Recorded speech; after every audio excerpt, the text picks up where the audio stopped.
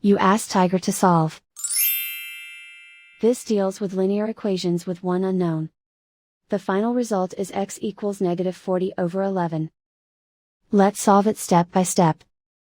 Group all x terms on the left side of the equation. Subtract 8x from both sides. Group like terms. Simplify the arithmetic.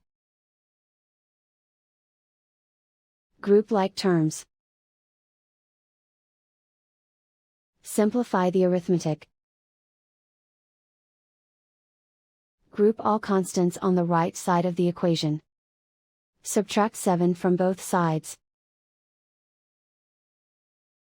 Simplify the arithmetic.